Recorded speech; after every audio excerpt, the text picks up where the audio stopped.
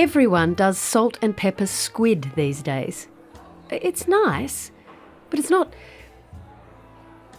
Do you remember that night? That night our English teacher took us to see that movie, If You Love This Planet. Dr. Helen Caldecott? Hiroshima? Missile proliferation, nuclear war? Getting fingered in the back row. Wasn't in the movie, just the cinema. And I think it's quite similar to London, World War II. Young people going at it. Bomb shelters, air raids, heightened sense of... According to my granny, anyway. Sound of an air raid siren, they were like rabbits, she said. Rabbits at the end of the world. Do you remember? That night we lost Jenny, we started off lying in a circle in the centre of the footy field, heads together, staring up. In that time, in that place, in that moment, faint scent of clover and mud in our nostrils, bottle of Jim Beam passed hand to hand overhead, stars pinpricked through the sky like a face full of pus-blocked paws. In that time, in that place, in that moment, we were young, glorious, the sexy opening group shot of St Elmo's fire, bright faces and eternal friendships, layers and leg warmers, fishnets and floppy fringes, striding towards our brilliant adult life. Remember? On the night we lost Jenny, there was me and my new boyfriend Will in his musty, lusty green trench coat and lace-up army boots, Mel and Sandy, girls with boobs, Tim, his best friend James, and everyone's best friend Richo, Jenny, soon to be lost, her boyfriend Carlos, soon to be ex, and Tim's older, way too cool for school sister, Rochelle. Rochelle, recently back from art college in Melbourne, cool and thin, eyes rimmed black, a neat shiny bob cut in a nod to the mod scar trend that was taking over, and a long plaited rat's tail in a flirty backward glance at the new romantics. On the night we lost Jenny, Rochelle wore a tartan miniskirt, dock shoes and a black skivvy. And so would we all months later, following the glowing tail of her brilliant burning comet. She was also smoking a fat cigar, gave us a drag and laughed as we choked and puffed like puppies beside her. "You know it's not a joint," she said in her dark, sexy voice. And I blushed, not because I thought it was, but because she thought that I thought it was. The last of us was Michael. Same school, same bus, but not the same. Not really. His eagerness to belong made him not belong, and yet at the same time he was tolerated. Because there had to be someone who came last. Remember? In that time, in that place, in that moment. On the night we lost Jenny, Carlos broke up with her. It was a small thing, an easy ritual. People hook up, get together, then break up, like clods of damp, fragrant earth. What would happen was, the two doing the breaking up would lag a little behind the main group, and the one about to be dropped would try and make a joke about it. And the other one wouldn't laugh. So that they both understood that whatever easy communication had been between them was now gone. Then the one doing the dropping would say something like, "I think we should break up now," or "I don't reckon we should go together anymore." And there'd be a few seconds of gasping, gulping, grabbing for more time. You dropped. Finished. And whatever there was between them, whatever they once had, sweet, innocent young love, secret smile, a shared laugh, a finger in the vagina at a darkly informative end-of-the-world movie, would just drift up into the crisp, clean night air like smoke from a fat cigar that wasn't a joint. On the night we lost Jenny, they drifted back, her and Carlos. I glanced over my shoulder a few times and I could see her, red hair blowing around her thin, unhappy face. Tim Bowman did the same thing to me the year before. Same group of friends walking awkwardly in front. I could have dropped Will's hand and gone back to take hers, but I didn't, because having a boyfriend in the group meant that I was meant to be there. Even Michael didn't go back, because for an hour, for one full night maybe, he wasn't last. In that time, in that place, in that moment, we trudge forward, a school of fish or a flock of geese, drawn towards a warmer, better place, with Rochelle in her dock shoes striding centrally forward at the front of the V and the rest of us fanning out behind. Our eyes shining, our mouths wide, wet O's of Bonnie Bell lip gloss and smart-ass remarks. Sound of our laughter fills the night air, muffles the crying. Walking along the river now. Bad people hang out by the river under the bridge. Dropouts and drug addicts.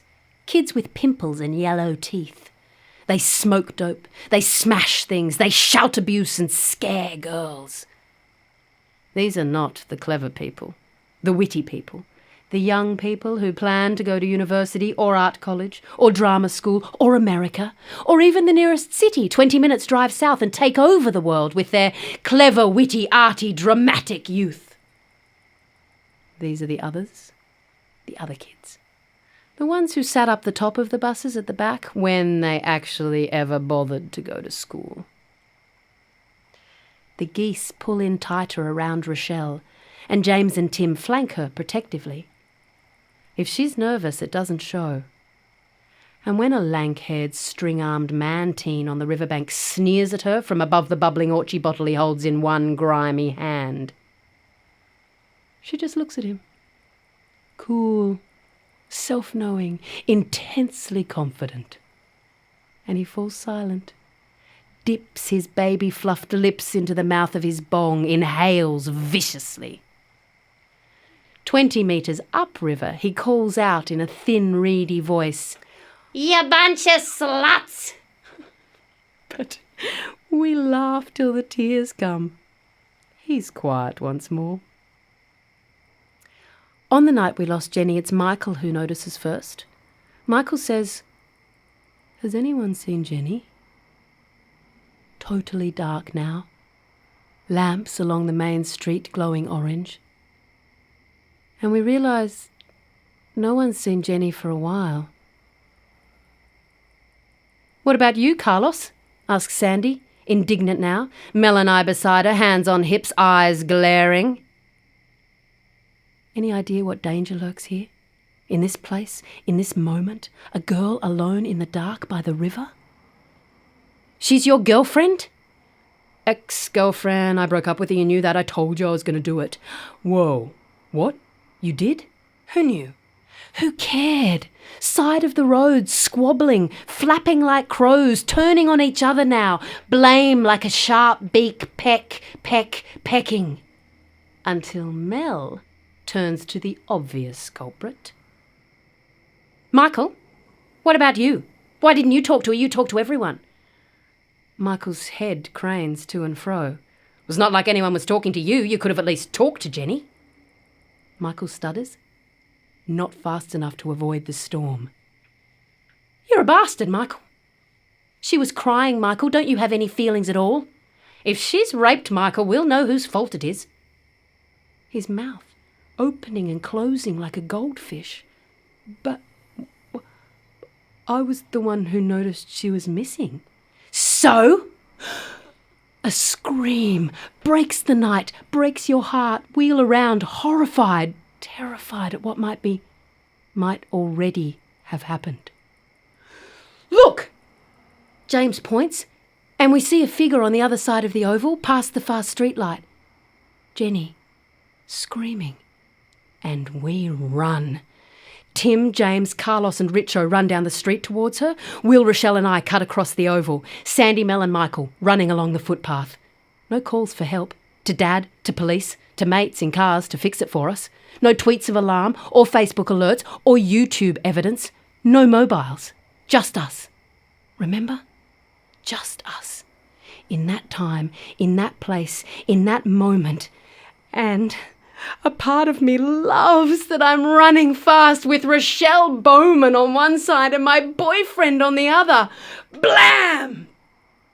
3 of us hit the wire fence at the same time, waist high, caught in the gut with a whomp, thrown backwards onto the grass. For a moment, we stare up at the night sky, gasping, winded. All those fucking stars. Then we're up again, climbing over wire, running to the girl under the light post, screaming her heart out. And we reach her at the same time, and she falls sobbing into all of our arms. Except Michael, who holds the tissues. But what happened? There was a car and some guys, and they talked to me and were nice to me, and they offered me a ride in their panel van. Did they hurt you? Give you drugs? No. Yes. No. Yes. Something about pills, something about boys, more screaming. Sandy and Mel quickly gather, cradle her in a protective circle of jutting breasts and jasmine-scented impulse. There's a police car over there. Michael notices it, under the yellow light. No sirens or lights flashing, just cruising, curious at the knot of teenagers gathered by the side of the oval. We should go. And so we turn and walk again. We don't think she's telling the truth. None of us saw a car drive away. We think she's lying. I can hear the muttering from the others. We think she's lying. I look at Jenny, smiling bravely back in the bosom of the group. We think she's lying. We think she's lying. We think she's lying. Tonight, years later, Carlos interstate and Mel overseas, briefly back in town, clarion call of text messaging, gathered at that pub up the road, reunion, sort of, some of us.